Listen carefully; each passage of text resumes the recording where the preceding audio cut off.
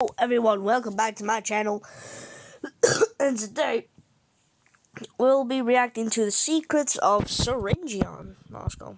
There exists a very mysterious and deep within the lower levels of Banban's kindergarten. Alright. There exists a very mysterious and intelligent monstrosity. A monstrosity so rich with knowledge about Givanium, it became obsessed with what could be done with the substance. And that monstrosity is the surgeon, as it was codenamed when it was first created. Okay. Oh, wait. It was given a name at one point. Syringe. The name of the monstrosity is Fuchsia. Bruh. Wait. Not this again. The name of the monstrosity is Syringe. Yes. To say that Syringen changed a lot during development would be an understatement. Okay. And I'm here to discuss with you the secrets of our beloved surgeon. The Garden of Banban cast each have their own detailed story and personality. And that's what makes Garden of Banban unique. Join me on the second episode of the Banban Chronicles, narrated by me, Ty Coker, the voice actor of Bitter Giggle, a series where we dedicate each episode to discussing the histories and secrets of a member of the Garden of Banban cast. Alright. Oh yeah. Love this thing.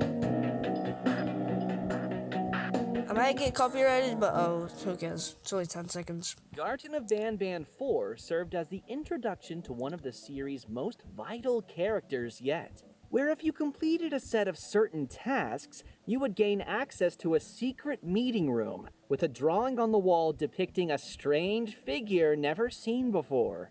And that figure was Syringen, a four-armed, fuchsia-colored, surgeon-like figure whose name consisted of a portmanteau of the words syringe and surgeon.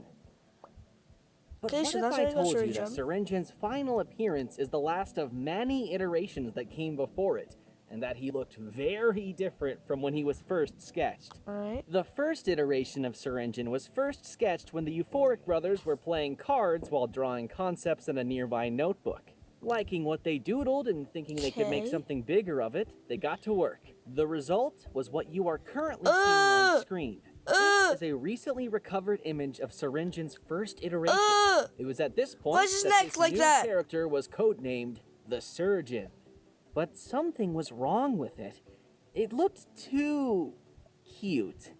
Sorry, Syringen number 1. Cute? The Surgeon was then given 2 more arms to give it more surgical tools, and the location of the mouth was readjusted, thinking it would make it much more intimidating in its 3D version. Oh, yeah. One of these surgical tools was originally going to be a knife or a scalpel, which was then replaced with the mechanical grabbing hand, as it didn't make sense to not give him any way of grabbing objects. And also to make this new character stand out more, its color was changed from the light blue it originally had to the final fuchsia color it currently possesses.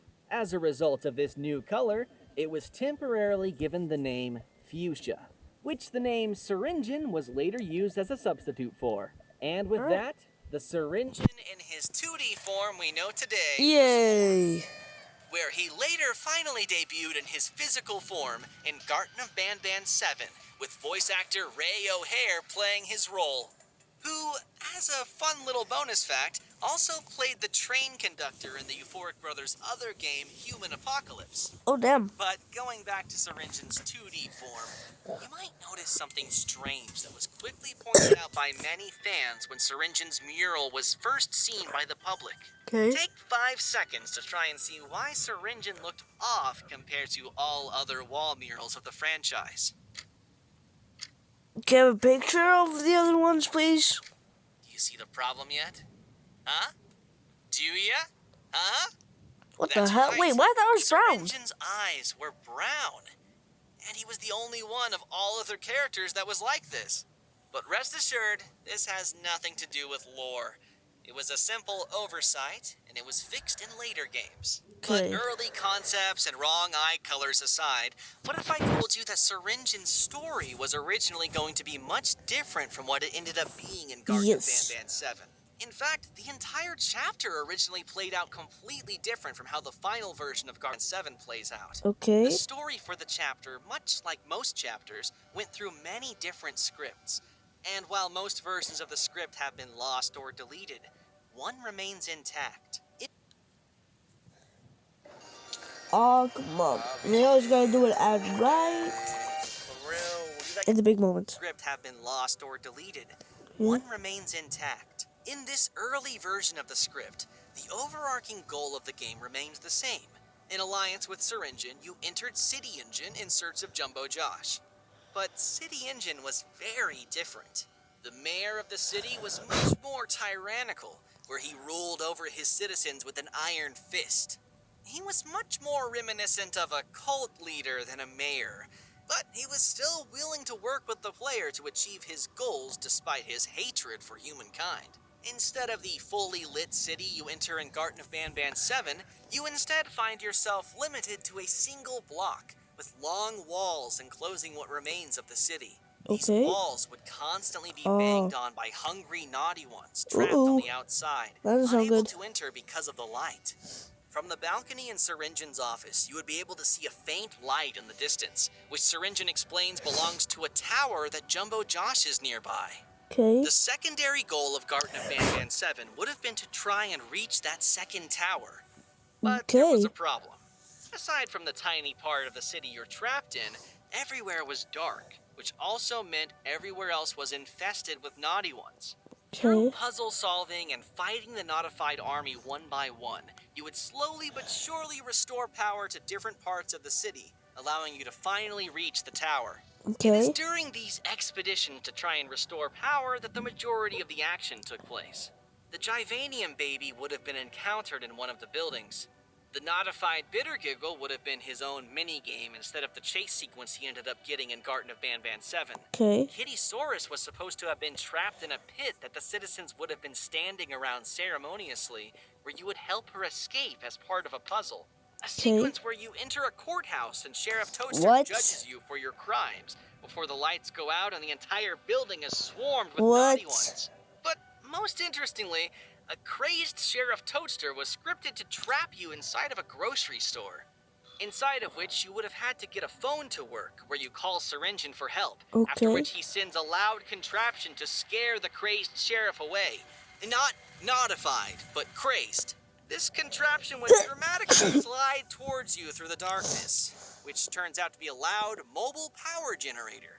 After escaping the grocery store, you would use this generator to play a mini-game where you push the generator into dark blocks of the city. Once activated, it would light up the area temporarily, giving you some time to enter and scavenge the nearby buildings for supplies that would allow you to fix power boxes that would light up the area permanently. But you gotta do it quickly because the generator only stays on for a few minutes, and if it deactivates, the block goes dark again, and it would require you to reactivate it again manually. That'd be annoying. So if it goes dark while you're scavenging in a building, too bad. What you are seeing on the screen right now is an unused location that was meant to be one of those blocks that you restore the power to. There were 3 blocks that this needed to be done for, and when all 3 were successfully done, that's when you finally reach the tower you could see from Syringe's balcony. But once you make it to the tower, you discover that Jumbo Josh is suspiciously nowhere to be seen. Upon returning to Syringe, his true plans are revealed. When you return to find him in a scrapped location that was meant to be the city's public park, you find him standing on a platform raised high above ground. This is where the conversation between Syringe and Sir Dadadoo would have originally taken place. And after tricking and trapping Sir Dadadoo with the scepter piece, he gives a villainous speech explaining how he used you to do the hard part and get enough power delivered to the city to get the machine that's trapping Jumbo Josh to work. Before the center of the platform opens and an elevator holding a chained Jumbo Josh is raised from the ground. And this is where the chapter concludes as it was originally meant to end. As with the last Banban Chronicles episode, please do let us know your thoughts about this original version of the script. That was not bad, actually. That was actually a pretty good script, I'm gonna be honest. I really like that.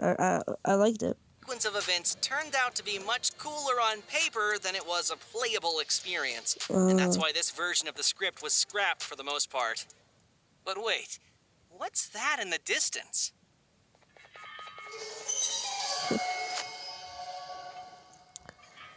Stay tuned for the next episode of the Banban Chronicles, which is Stinger Flynn. Alright, guys, bye.